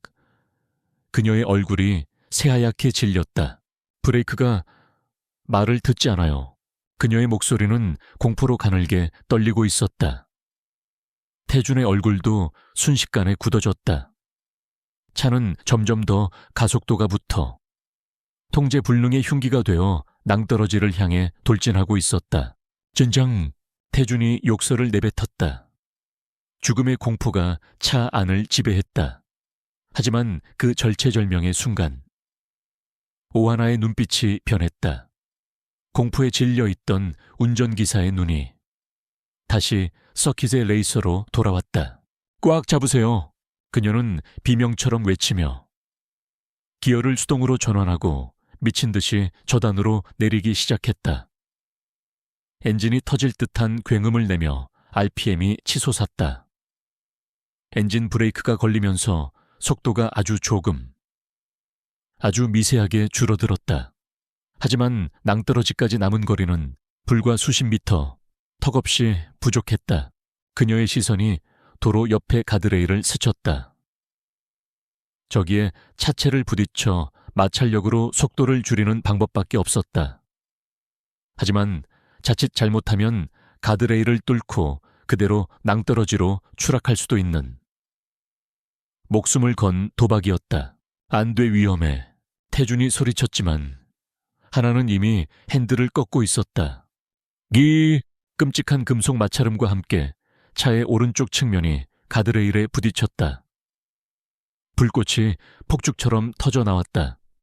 차체가 격렬하게 흔들리고 충격으로 태준의 몸이 반대편으로 강하게 쏠렸다. 하지만 하나는 비명을 지르면서도 끝까지 핸들을 놓지 않았다. 그녀는 가드레일과의 마찰 각도를 신기에 가깝게 조절하며 차가 튕겨나가거나 전복되지 않도록 필사적으로 버텼다. 바로 그때였다. 극한의 공포와 압박 속에서 그녀의 입에서 억눌렸던 비명이 터져 나왔다. 그것은 그저 단순한 비명이 아니었다. 그날 밤 그의 밑에서 공포에 질려 울부짖던 바로 그 목소리였다. 그 목소리가 그의 뇌관을 터뜨렸다. 태준의 머릿속을 가리고 있던 마지막 안개가 걷혔다. 흉터, 향기, 그리고 이 목소리. 모든 퍼즐 조각이 하나의 그림으로 완성되었다. 그의 눈앞에. 그날 밤의 모든 기억이 파노라마처럼 펼쳐졌다. 약에 취해 이성을 잃고 짐승처럼 그녀를 탐했던 자신의 모습, 그녀의 저항과 흐느낌, 그리고 그녀가 남기고 간 깨끗하고도 슬픈 비누 향기. 그는 숨을 쉴 수 없었다. 자신이 그토록 찾아 헤맸던 유령, 자신의 통제된 삶을 뒤흔들었던 미지의 존재. 그 여자가 바로 지금 자신의 목숨을 구하기 위해 지옥의 경계선에서 사투를 벌이고 있는 이 여자. 오하나였다는 사실을, 그가 끔찍한 진실에 압도되어 있는 사이. 차는 마침내 속도가 줄어들어 커브 끝의 비상주차 공간에 격렬하게 부딪히며 멈춰 섰다. 쿵 하는 마지막 충격과 함께 차 안에는 지독한 정적만이 남았다. 타이어 타는 냄새와 뜨거워진 엔진 열기가 창문 틈으로 스며들어왔다. 하나는 핸들에 이마를 기댄 채 가쁜 숨을 몰아쉬었다. 온몸의 힘이 다 빠져나간 듯 손가락 하나 까딱할 수 없었다. 그녀는 살아남았다는 안도감에 눈물을 흘렸다. 그리고 그녀는 고개를 들었다. 룸미러를 통해 뒷좌석을 확인하기 위해서였다. 그녀는 룸미러 속에서 권태준과 눈이 마주쳤다. 그리고 얼어붙었다. 그의 눈빛이 이전과 완전히 달라져 있었다. 그 안에는 더 이상 의심이나 집착이 없었다. 대신 그 자리에는 감당할 수 없는 충격과 자기 혐오, 그리고 그녀를 향한 깊이를 알 수 없는 고통과 죄책감이 폭풍처럼 휘몰아치고 있었다. 그는 모든 것을 기억해낸 것이다. 하나는 그 눈빛의 의미를 깨닫지 못했다. 하지만 그녀는 직감적으로 알 수 있었다. 두 사람을 둘러싸고 있던 아슬아슬한 유리가 마침내 산산조각 났다는 것을. 차가 멈춘 후 찾아온 정적은 귀가 먹먹할 정도로 무거웠다. 오하나는 핸들에 기댄 채 가쁜 숨을 몰아쉬었고 권태준은 뒷좌석에 미동도 없이 앉아 있었다. 룸미러를 통해 마주친 그의 눈빛은 그녀가 한 번도 본 적 없는 깊이를 알 수 없는 심연이었다. 그 안에는 충격, 자기 혐오, 그리고 그녀를 향한 지독한 고통이 뒤섞여 폭풍처럼 휘몰아치고 있었다. 그는 모든 것을 기억해낸 것이다. 하나는 그 눈빛의 의미를 완전히 이해하지는 못했지만 본능적으로 위험을 감지했다. 이전의 의심과 집착이 담긴 시선보다 지금의 이 눈빛이 훨씬 더 위험하고 예측 불가능하게 느껴졌다. 그녀는 떨리는 손으로 차 문을 열려고 했다. 이곳에서. 이 남자에게서 벗어나야만 했다. 가만히 있어. 그녀의 움직임을 알아챈 태준의 목소리가 차 안의 공기를 갈랐다. 얼음장처럼 차가웠지만 이전의 냉혹함과는 다른 종류의 무언가 부서진 듯한 위태로움이 담겨 있었다. 그의 목소리에 담긴 무게감의 하나는 저도 모르게 움직임을 멈췄다. 태준은 주머니에서 휴대폰을 꺼내 비서가 아닌 보안팀장 김진우에게 직접 전화를 걸었다. 그의 목소리는 놀라울 정도로 침착했지만 그 침착함은 끓어오르는 용암을 억지로 누르고 있는 화산처럼 위태로워 보였다. 나다. 위치 추적해. 10분 내로 헬기와 보안팀을 보내. 그리고 구급차도. 하지만 언론은 절대 알아선 안 돼. 1시간 내로 이 산으로 들어오는 모든 길을 통제하고 이 사고에 대한 모든 보도를 막아. 그는 잠시 말을 멈추고 룸미러 속 하나에 창백한 얼굴을 응시했다. 그리고 김 팀장, 이건 단순한 사고가 아니야. 살인 미수다. 차량은 조금도 손대지 말고 그대로 본사 연구소로 옮겨. 브레이크 라인부터 샅샅이 뒤져. 누가, 언제, 어떻게 손을 댔는지 먼지 하나까지 찾아내. 명령을 내리는 그의 모습은 여전히 넥서스 그룹의 냉철한 지배자였지만 그의 눈은 오직 한 사람, 오하나에게 고정되어 있었다. 전화 통화가 끝나자 차 안에는 다시 숨막히는 침묵이 흘렀다. 하나는 도대체 무슨 일이 벌어지고 있는지 이해할 수 없었다. 살인 미수 브레이크 조작, 모든 것이 비현실적으로 들렸다. 얼마 지나지 않아 멀리서 헬리콥터 프로펠러 소리가 들려왔다. 곧이어 검은 옷을 입은 보안팀 요원들이 도착해 사고 현장을 완벽하게 통제하기 시작했다. 김진우 팀장은 반파된 차를 보고 경악을 금치 못했지만 태준의 싸늘한 표정 앞에서 아무것도 묻지 못했다. 회장님, 괜찮으십니까? 그리고 이쪽은 김진우의 시선이 운전석의 하나에게 향했다. 태준이 그의 말을 잘랐다. 오하나 씨도 병원으로 옮겨. VVIP 병실로. 내가 갈 때까지 아무도 접근시키지 마. 회장님은 난 괜찮아. 이 차차 당장 조사 시작해. 범인은 내부에 있어. 태준은 차에서 내려 요원들에게 둘러싸인 채 헬리콥터로 향했다. 그는 단 한 번도 하나를 돌아보지 않았다. 하지만 그의 모든 신경은 그녀에게 향해 있었다. 구급대원들이 조심스럽게 그녀를 차에서 꺼내 들것에 싣는 모습을. 그는 헬리콥터 창문을 통해 똑똑히 지켜보고 있었다. 하나는 병원으로 이송되는 내내 혼란스러운 생각들로 머릿속이 터질 것 같았다. 사고의 충격보다 모든 것을 기억해낸 듯한 권태준의 그 눈빛이 그녀를 더 두렵게 만들었다. 그는 이제 모든 것을 알게 되었다. 자신이 바로 그날 밤의 여자라는 것을. 그는 자신을 어떻게 할까? 경멸할까? 아니면 돈으로 입을 막고 쫓아낼까? 최악의 상황들이 그녀의 머릿속을 스쳐 지나갔다. 그녀가 입원한 VVIP 병실은 호텔 스위트룸처럼 호화로웠다. 의사는 그녀가 약간의 타박상 외에는 다친 곳이 없다고 했지만 그녀의 영혼은 산산조각 나 있었다. 그녀는 낯선 공간에 홀로 남겨져 오지 않는 잠을 청하며 불안에 떨었다. 몇 시간이 지났을까? 병실 문이 소리 없이 열리고 권태준이 들어왔다. 그는 병원복이 아닌 사고 당시와 똑같은, 하지만 구김 하나 없는 완벽한 수트 차림이었다. 그의 얼굴에는 어떤 감정도 읽을 수 없었지만 평소보다 훨씬 더 창백해 보였다.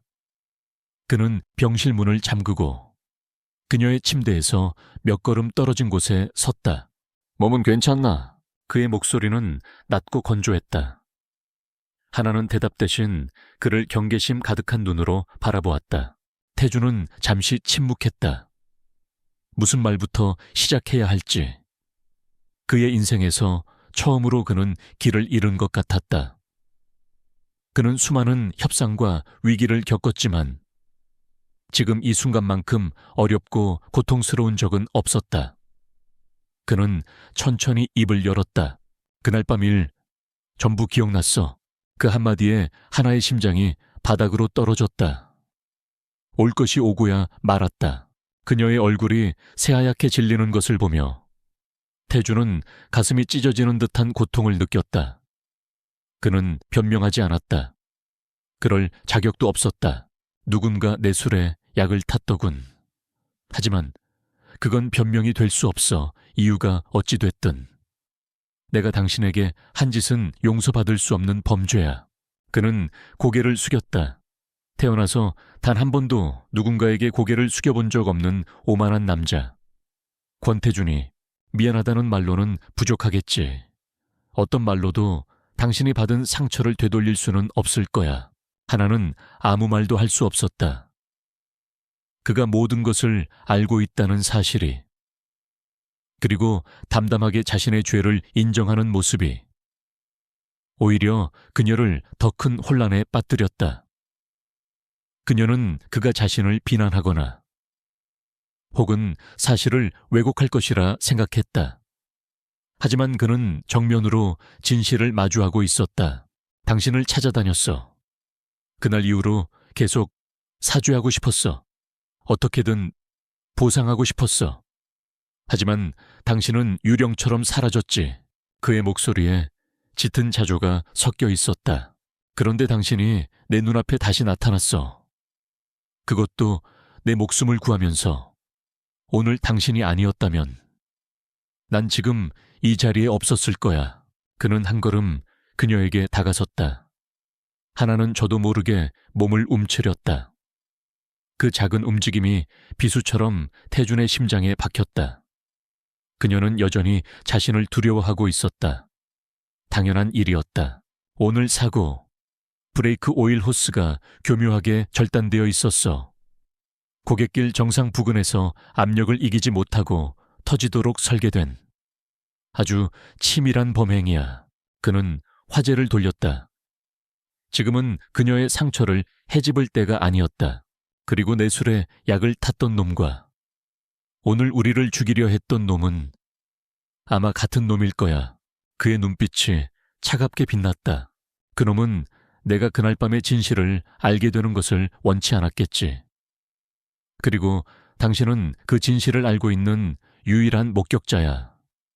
내가 당신을 개인 운전기사로 발탁했을 때부터 그놈은 당신을 눈엣 가시로 여겼을 거야. 그의 말에 하나의 머릿속이 하얗게 비었다. 그녀는 그저 불운한 피해자라고만 생각했다. 하지만 이제 그녀는 거대한 음모의 중심에 서 있었다. 그녀의 존재 자체가 누군가에게는 제거해야 할 위협이 된 것이다. 당신은 더 이상 안전하지 않아. 내 곁을 떠나도. 그놈들은 당신을 찾아낼 거야. 증인을 살려둘 리가 없지. 태주는 잔인한 현실을 그녀의 눈앞에 펼쳐 보였다. 그리고 그는 마침내 본론을 꺼냈다. 오하나 씨, 나는 당신에게 용서를 구하지 않겠어. 그럴 자격이 없으니까 대신 거래를 제안하지. 거래. 그 차가운 단어에 하나의 눈빛이 흔들렸다. 나와 손을 잡아. 나와 함께 그놈을 지옥으로 끌어내리는 거야. 당신은 단순한 운전기사가 아니야.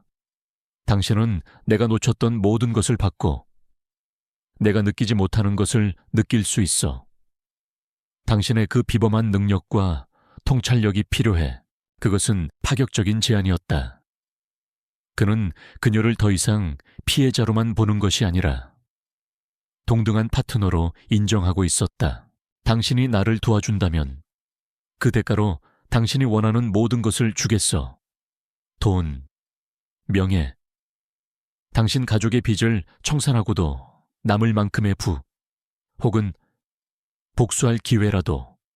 그리고 이 모든 것이 끝나면 당신이 원한다면 당신의 인생에서 깨끗하게 사라져 주지. 다시는 당신 눈앞에 나타나지 않겠어. 하나는 혼란스러웠다. 자신을 짓밟았던 남자와 손을 잡으라고 그를 믿으라고 하지만 그녀는 그의 말 또한 틀리지 않았다는 것을 알았다. 그녀는 이제 혼자서는 살아남을 수 없는 위험한 게임에 휘말렸다. 그녀에게는 선택지가 없었다. 침묵하며 희생양이 되거나 아니면 악마와 손을 잡고 복수에 나서거나. 그녀는 오랫동안 그를 바라보았다. 그의 눈에는 더 이상 욕망이나 집착이 없었다. 오직 자신을 향한 깊은 죄책감과 공동의 적을 향한 불타는 분노만이 남아있었다. 아이러니하게도 그날 밤의 끔찍한 진실이 두 사람을 기묘한 운명 공동체로 묶어버린 것이다. 마침내 그녀는 입을 열었다. 그녀의 목소리는 작았지만 그 안에는 강철 같은 의지가 담겨 있었다. 내가 원하는 건 돈이 아니에요. 그녀는 태준의 눈을 똑바로 마주 보았다. 내게서 모든 것을 앗아간 그놈들. 그리고 당신을 그렇게 만든 그놈을 내 손으로 직접 무너뜨릴 수 있게 해준다면 그 거래 받아들이겠어요. 그녀의 대답에 태준의 얼굴에 처음으로 희미한 미소가 떠올랐다. 그것은 기쁨의 미소가 아닌 지옥의 문턱에서 동지를 만난 자의 비장한 미소였다. 그렇게 그들의 위험한 동맹이 시작되었다. 상처 입은 피해자와 죄 많은 가해자는 이제 공동의 적을 향해 칼을 겨누는 동지가 되었다. 그들의 앞에는 피비린내 나는 전쟁이 기다리고 있었다. 병원에서의 거래 이후 오하나의 세상은 완전히 뒤바뀌었다. 그녀는 더 이상 권태준의 운전기사가 아니었다. 그의 비밀스러운 동맹이자 보이지 않는 전쟁의 최전선에 선 파트너였다. 그녀는 퇴원과 동시에 권태준이 마련한 비밀 안가로 거처를 옮겼다. 도심의 불빛이 닿지 않는 최첨단 보안 시스템으로 둘러싸인 펜트하우스였다. 그곳은 그들만의 전쟁 지휘소, 즉 워룸 워룸이 되었다. 워룸의 한쪽 벽면은 거대한 스크린으로 채워져 있었다. 그곳에는 넥수스 그룹의 내부 조직도, 주요 인물들의 프로필, 그리고 그들의 복잡한 관계망이 거미줄처럼 펼쳐져 있었다. 다른 한쪽에는 실시간으로 업데이트되는 자금 흐름과 통신 기록 데이터가 쉴 새 없이 흘러가고 있었다. 이곳에서 두 사람은 밤낮 없이 머리를 맞대고 방역을 위한 전략을 세웠다. 그들의 역할은 명확하게 나뉘었다. 권태준은 하늘에서, 오하나는 땅에서 움직였다. 권태준은 그룹 회장이라는 자신의 막강한 권력을 칼처럼 휘둘렀다. 그는 최민석이 전혀 눈치채지 못하도록 아주 일상적인 업무 보고를 위장하여 그룹 전체에 대한 비밀 내부 감사에 착수했다. 감사팀은 그의 최측근들로만 구성되었으며 그들의 칼날은 최민석과 연결된 모든 부서의 자금 흐름을 정밀하게 파고들었다. 동시에 보안팀장 김진우는 최민석의 모든 공식적, 비공식적 동선을 24시간 감시하기 시작했다. 그의 통화 기록, 법인카드 사용 내역, 심지어 그가 만나는 사람들까지 모든 정보가 실시간으로 워룸의 스크린으로 전송되었다. 최민석은 아주 교활한 놈입니다. 자신의 흔적을 거의 남기지 않습니다. 자금 세탁은 해외 유령 회사를 통해 이루어지고 있고 핵심 인물들과의 접촉은 대포폰을 사용합니다. 김진우의 보고에 태준은 미간을 찌푸렸다. 거대한 그물은 쳤지만 가장 중요한 월척은 그물을 교묘하게 빠져나가고 있었다. 바로 그때 오하나가 나섰다. 그녀의 역할은 권태준의 권력이 닿지 않는 가장 낮고 어두운 곳에서 정보를 수집하는 것이었다. 아무리 교활한 뱀이라도 땅 위를 기어가려면 흔적을 남기게 되어 있어요. 중요한 건 그 흔적을 읽을 수 있는 눈이죠. 하나는 김민지라는 가짜 신분과 함께 새로운 이력서를 만들었다. 그리고 그녀는 일부러 넥수스 그룹의 심장부인 본사가 아닌 경기도 외곽에 위치한 물류센터의 차량 정비팀 신입 사원으로 위장 잠입했다. 그곳은 그룹의 모든 물류 차량이 모이고 흩어지는 혈관의 말단과도 같은 곳이었다. 하지만 그렇기 때문에 누구의 주목도 받지 않고 가장 날것의 정보들이 오가는 곳이기도 했다. 그녀는 평범한 정비공으로 완벽하게 자신을 위장했다. 기름때 묻은 작업복을 입고 다른 정비공들과 스스럼 없이 어울리며 담배를 피우고 값싼 커피를 마셨다. 그녀는 뛰어난 운전 실력만큼이나 차량의 메커니즘에도 해박했다. 그녀의 성실함과 전문성은 금세 동료들의 신임을 얻었다. 그녀는 일하면서 모든 것을 보고 들었다.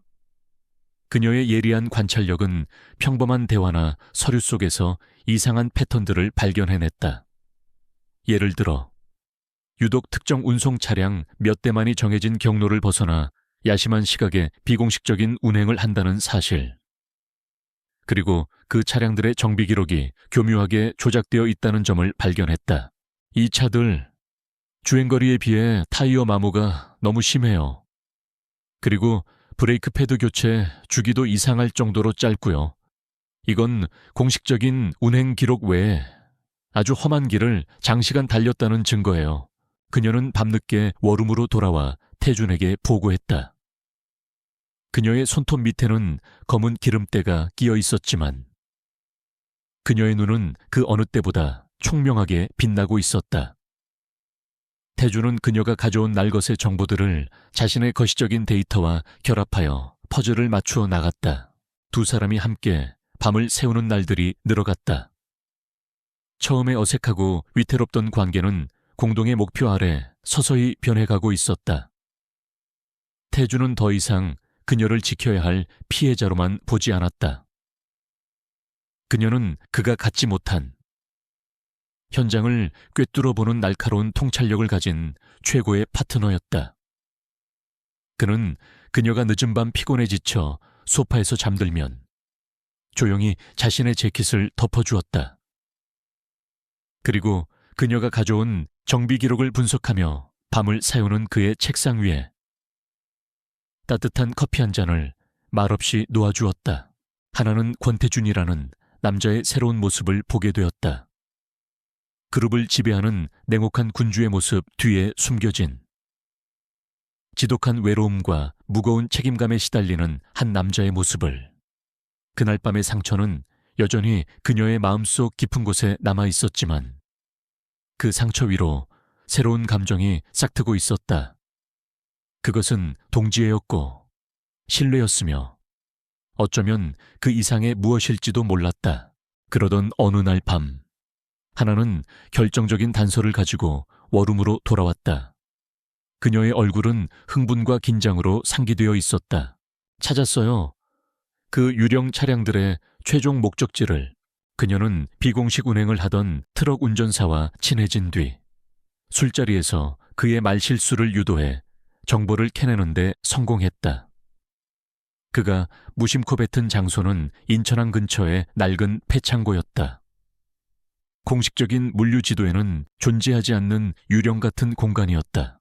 즉시 김진우의 보안팀이 움직였다. 그들은 창고 주변에 초소형 감시 카메라와 도청 장비를 설치했다. 그리고 며칠간의 잠복 끝에 마침내 결정적인 장면을 포착했다. 그날 밤 워룸의 거대한 스크린에 폐창고 내부의 영상이 실시간으로 중계되었다. 영상 속에는 최민석이 서 있었다. 그리고 그의 앞에는 넥수스 그룹의 가장 강력한 경쟁사인 이카루스 테크의 부사장이 서 있었다. 최민석은 검은색 USB 하나를 이카루스 테크의 부사장에게 건넸다. 이 안에 넥수스 AI의 모든 것이 담겨 있어. 최민석의 목소리가 도청 장치를 통해 선명하게 들려왔다. 약속대로 권태준만 제거되면 넥수스는 우리 차지가 되는 거요. 순간 워룸의 공기가 얼어붙었다. 권태준의 얼굴이 분노로 하얗게 굳어졌다. 최민석의 음모는 단순히 회장 자리를 차지하는 것을 넘어 그룹의 핵심 기술을 경쟁사에 팔아넘기고 회사를 통째로 삼키려는 매국적인 반역 행위였던 것이다. 그동안 그가 저질렀던 모든 악행의 마지막 퍼즐 조각이 맞춰지는 순간이었다. 태준은 주먹을 불끈 쥐었다.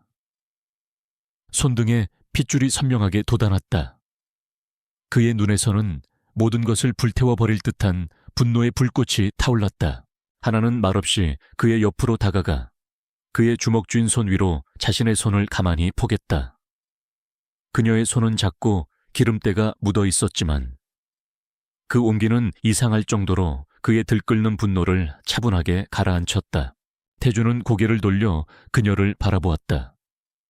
스크린의 차가운 불빛 아래 두 사람의 시선이 허공에서 마주쳤다.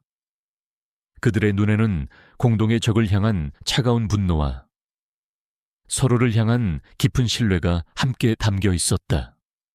더 이상 가해자와 피해자는 없었다. 오직 복수를 눈앞에 둔 가장 완벽한 두 명의 파트너만이 존재할 뿐이었다. 이제 방역의 시간이었다.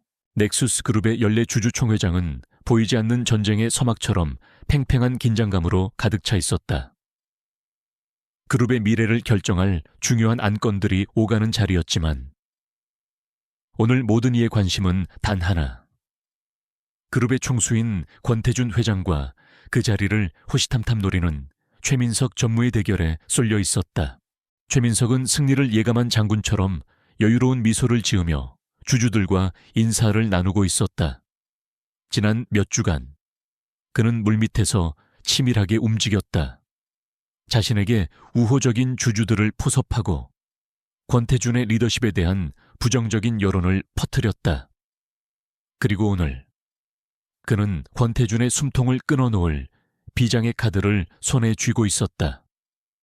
그의 눈에 비친 권태준은 이상할 정도로 침착했다. 아니, 침착을 넘어 어딘가 패배를 인정한 사람처럼 무기력해 보이기까지 했다. 그 모습은 민석을 더욱 오만하게 만들었다. 반면 이 모든 광경을 워룸의 스크린을 통해 지켜보고 있는 오하나는 손에 땀을 쥐고 있었다. 그녀는 태준의 계획을 모두 알고 있었지만 거대한 권력과 탐욕이 부딪히는 저 무대 위에서 홀로 싸워야 할 그가 걱정되었다. 그녀의 역할은 무대 뒤에서 결정적인 순간에 비수를 던지는 것이었다. 마침내 임시 의장 자격으로 단상에 오른 최민석이 마이크를 잡았다. 장내의 모든 소음이 멎고 그의 위선적인 목소리가 울려 퍼졌다. 존경하는 주주 여러분, 그리고 넥수스 그룹의 임직원 여러분. 오늘 저는 무거운 마음으로 이 자리에 섰습니다. 그는 준비한 자료를 스크린에 띄우며 권태준의 경영 실책을 조목조목 비난하기 시작했다. 교묘하게 왜곡된 데이터와 거짓 보고서들은 마치 권태준이 그룹을 심각한 위기에 빠뜨린 무능한 경영자인 것처럼 보이게 만들었다. 특히 그는 얼마 전 무산된 해외 합작 투자 계약을 집중적으로 물고 늘어졌다. 이 거대한 계약이 왜 무산되었는지 아십니까? 권태준 회장의 무책임하고 방탕한 사생활 때문입니다. 민석의 목소리가 커졌다.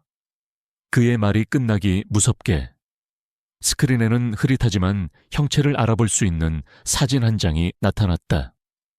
그날 밤 약에 취해 몸도 가누지 못한 채 채소 부축을 받아내리는 권태준의 모습이었다. 장내가 술렁이기 시작했다. 회장이라는 자가 중요한 계약을 앞둔 밤에 술과 여자에 빠져 자신의 몸 하나 가누지 못할 정도로 망가졌습니다. 이런 사람에게 어떻게 우리 그룹의 미래를 맡길 수 있겠습니까? 저는 오늘 권태준 회장의 해임안을 긴급 안건으로 상정하는 바입니다. 최민석의 선동은 효과적이었다. 주주들은 동요하기 시작했고 장내의 분위기는 순식간에 권태준에게 불리하게 돌아갔다. 그는 사면촉에 몰린 왕처럼 보였다. 모두가 그의 몰락을 예감하던 바로 그 순간 권태준이 자리에서 일어나 천천히 단상을 향해 걸어갔다. 그의 얼굴에는 당황이나 분노의 기색이 전혀 없었다. 오히려 모든 것을 예상했다는 듯 차갑고 고요한 눈빛만이 빛나고 있었다. 그는 최민석을 지나쳐 마이크 앞에 섰다. 그리고 스크린에 떠있는 자신의 추한 사진을 잠시 응시했다. 네, 맞습니다. 사진 속의 남자는 접니다. 그의 담담한 인정에 장내는 더욱 소란스러워졌다. 그날 밤 저는 제정신이 아니었습니다. 하지만 중요한 것은 그 이유입니다. 제가 왜 그런 상태가 되었을까요? 샛변 지남비 그의 질문과 동시에 스크린의 사진이 영상으로 바뀌었다. 파티장의 CCTV 영상이었다. 영상 속에는 최민석이 바텐더에게 무언가를 지시하는 장면. 그리고 그 바텐더가 태준의 칵테일에 몰래 무색의 가루를 타는 장면이 고스란히 담겨 있었다. 곧이어 바텐더가 모든 것을 자백하는 영상과 태준의 혈액에서 검출된 약물 성분에 대한 국립과학수사연구원의 보고서가 화면을 가득 채웠다. 장내는 충격으로 얼어붙었다. 최민석의 얼굴은 새하얗게 질려갔다. 이건 조작이야. 저놈이 나를 모함하는 거라고 민석이 발악했지만 태준은 아랑곳하지 않고 말을 이었다. 최민석 전무는 제가 여자 문제로 스캔들을 일으켰다고 주장했습니다. 그렇다면 그날 밤 제 차를 운전했던 그 여자가 누구인지도 밝혀야겠지요. 태준의 시선이 워룸의 카메라를 향했다. 오하나를 향한 신호였다. 그녀는 최 전무가 주장하는 그런 여자가 아닙니다. 그녀는 넥수스 그룹의 평범한 직원입니다. 스크린의 영상이 다시 바뀌었다. 이번에 나타난 것은 넥수스 AI 테스트 시연회 날의 영상이었다. 통제를 잃고 폭주하는 프로토타입. 모두가 공포에 질려 아무것도 하지 못하고 있을 때 작은 체이스카 한 대가 트랙으로 뛰어들어 신기에 가까운 운전 실력으로 모두의 목숨과 회사의 미래를 구해내는 장면. 그리고 차에서 내리는 오하나의 모습. 그날 밤 저를 집까지 데려다 주었던 대리운전 기사. 그리고 몇 달 후 그룹의 재앙을 막아낸 이 드라이버 바로 같은 사람입니다.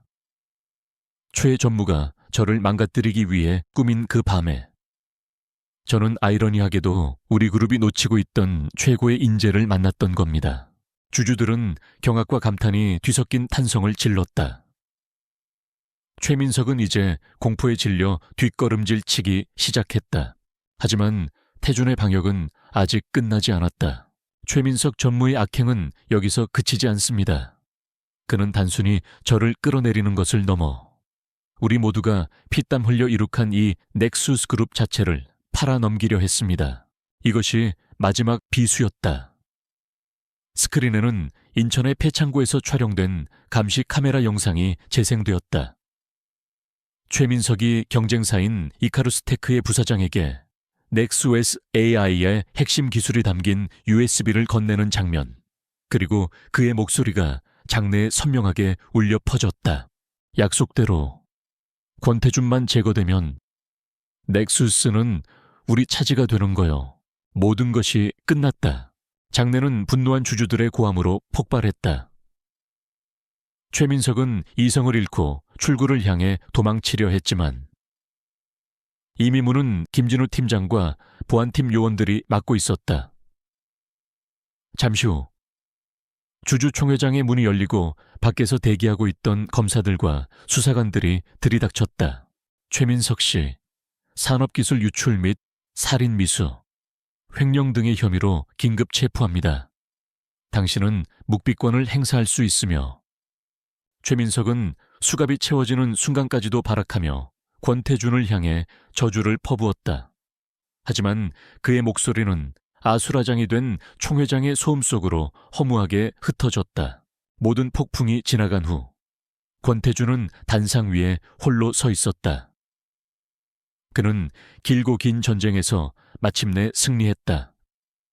하지만 그의 시선은 체포되어 끌려나가는 최민석이 아닌 여전히 스크린에 멈춰 있는 오하나의 영상에 고정되어 있었다. 그녀가 없었다면 불가능한 승리였다. 자신을 나락으로 떨어뜨렸던 그 밤이 역설적으로 자신을 구원할 유일한 사람을 만나게 한 운명의 밤이었음을 그는 이제 깨달았다. 전쟁은 끝났다. 하지만 그와 그녀의 진짜 이야기는 이제 막 시작되려 하고 있었다. 주주 총회장의 폭풍이 지나간 후 넥수스 그룹은 빠르게 안정을 되찾았다. 최민석의 반역 행위는 대한민국 재계 전체를 뒤흔든 거대한 스캔들이 되었지만 권태준의 신속하고 결단력 있는 후속 조치는 오히려 그룹에 대한 신뢰를 더욱 굳건하게 만들었다. 그는 위기를 기회로 바꾸는 데 성공했고 그의 리더십은 그 어느 때보다 강력해졌다. 전쟁은 끝났고 왕은 자신의 자리를 되찾았다. 하지만 권태준에게는 아무런 기쁨도 없었다. 그의 모든 신경은 다른 곳에 가 있었다. 주주총회가 끝난 직후 그는 곧장 워룸으로 향했다. 하지만 그곳은 텅 비어 있었다. 오하나는 이미 사라진 후였다. 그녀의 흔적은 어디에도 없었다. 책상 위에는 그녀가 사용하던 노트북과 서류들이 깔끔하게 정리되어 있었고 그 위에는 하얀 사직서 한 장만이 덩그러니 놓여 있었다.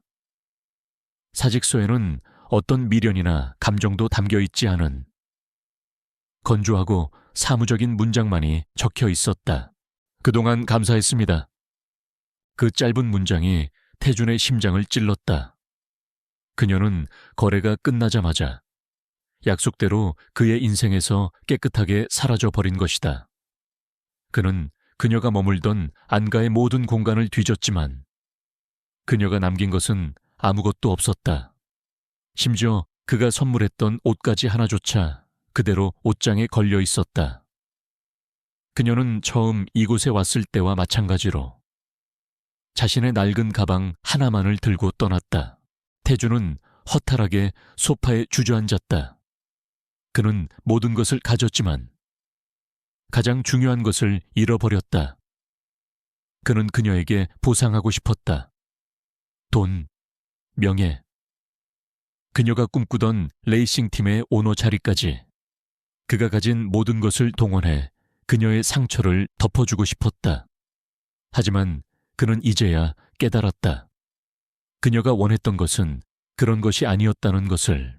그녀는 그와의 거래를 통해 복수를 완성했고 이제 자신만의 길을 가기 위해 떠난 것이다. 그 길 위에는 더 이상 권태준이라는 남자가 존재하지 않았다. 그는 그녀의 인생에서 지워야 할 상처이자 잊어야 할 악몽일 뿐이었다. 이 사실이 그의 가슴을 무겁게 짓눌렀다. 며칠이 흘렀다. 태준은 다시 넥수스 그룹의 냉혹한 지배자로 돌아왔다. 하지만 그의 측근들은 그가 변했다는 것을 느낄 수 있었다. 그는 여전히 차갑고 날카로웠지만 이전의 오만함과 독선적인 모습은 사라져 있었다. 대신 그 자리에는 깊이를 알 수 없는 공허함과 무언가를 끊임없이 갈망하는 듯한 그리움이 자리 잡고 있었다. 그는 김진우 팀장을 통해 그녀의 행방을 찾으려 하지 않았다. 그것은 그녀와의 마지막 약속을 어기는 것이자 그녀의 선택을 존중하지 않는 비겁한 행동이라는 것을 알았기 때문이었다. 만약 그녀를 다시 만나고 싶다면 넥서스 그룹 회장이라는 갑옷을 벗고 오직 권태준이라는 한 남자로서 그녀 앞에 서야만 했다. 그는 스스로 그녀를 찾아 나서기 시작했다. 그는 그녀가 남긴 유일한 흔적, 그녀의 꿈을 쫓았다. 그는 전국의 크고 작은 레이싱 서킷을 모두 뒤졌다. 그녀의 비범한 재능이라면 분명 아스팔트 위 어딘가에 있을 것이라고 믿었다. 몇 주간의 수색 끝에 그는 마침내 서울 외곽의 낡고 작은 카트 경기장에서 그녀를 발견했다. 그녀는 헬멧을 쓴 채 작은 카트에 앉아 있었다. 기름때 묻은 작업복 차림이었지만 핸들을 잡은 그녀의 모습은 그 어느 때보다 자유롭고 행복해 보였다. 그녀는 아이처럼 웃으며 코너를 공략하고 있었다. 그제야 태주는 깨달았다. 그녀가 진정으로 원했던 것은 거대한 부나 명예가 아닌 바로 저 아스팔트 위에서의 순수한 희열이었다는 것을. 그는 그녀의 주행이 끝날 때까지 멀리서 조용히 지켜보았다. 그녀가 헬멧을 벗고 땀으로 젖은 머리카락을 쓸어 넘기는 순간 두 사람의 눈이 마주쳤다. 하나의 얼굴에 떠올랐던 미소가 순간 굳어졌다. 그녀의 눈빛이 복잡하게 흔들렸다. 태주는 넥수스 그룹의 회장이 아닌 그냥 평범한 한 남자처럼 그녀에게 천천히 다가갔다. 그는 값비싼 수트 대신 편안한 면바지와 스웨터 차림이었다. 어떻게 하나의 목소리가 작게 떨렸다. 찾아다녔어. 회장으로서가 아니라 그냥 한 남자로서. 태주는 그녀의 앞에서 멈춰 섰다. 그는 어떤 변명도 보상에 대한 제안도 하지 않았다. 그는 그저 자신의 진심을 꺼내 보였다. 오하나 씨, 내가 당신에게 저지른 짓은 평생을 가도 용서받지 못할 거라는 거 알아. 그리고 내가 당신의 상처를 돈이나 권력으로 메울 수 있다고 생각했던 건 내 오만이었어. 그의 목소리는 진솔했다. 당신이 내 곁을 떠난 후에야 깨달았어. 전쟁이 끝나고 모든 것을 되찾았지만 내 세상은 텅 비어 버렸다는 걸. 당신이 없으면 아무 의미가 없다는 걸. 그는 한 걸음 더 다가섰다. 그의 눈에는 더 이상 죄책감이나 동정이 아닌 한 여자를 향한 깊고 절실한 사랑이 담겨 있었다. 보상 같은 건 하지 않겠어. 대신 기회를 달라고 부탁하고 싶어. 당신의 상처를 지울 수는 없겠지만 앞으로 당신이 걸어갈 길 위에서 당신이 다시는 아프지 않도록, 당신이 마음껏 웃을 수 있도록 평생을 바쳐 당신 곁을 지켜주고 싶어. 그는 그녀에게 손을 내밀지 않았다. 선택은 오롯이 그녀의 몫이었다. 그는 그저 기다렸다. 하나는 오랫동안 아무 말 없이 그를 바라보았다. 그녀의 마음속에서는 마지막 폭풍이 휘몰아치고 있었다. 그를 향한 원망, 그와의 지독했던 시간, 그리고 자신도 모르는 사이에 깊이 자리 잡아버린 그에 대한 연민과 신뢰, 그리고 사랑. 그녀는 자신을 짓밟았던 그 밤을 영원히 잊을 수 없을 것이다. 하지만 그녀는 또한 자신을 위해 기꺼이 고개를 숙이고 자신과 함께 싸워주고 그리고 마침내 자신을 찾아온 이 남자의 진심 또한 외면할 수 없었다. 마침내 그녀의 입가에 아주 옅은 미소가 떠올랐다. 그것은 완벽한 용서의 미소는 아니었지만 새로운 시작을 받아들일 준비가 되었다는 희망의 미소였다.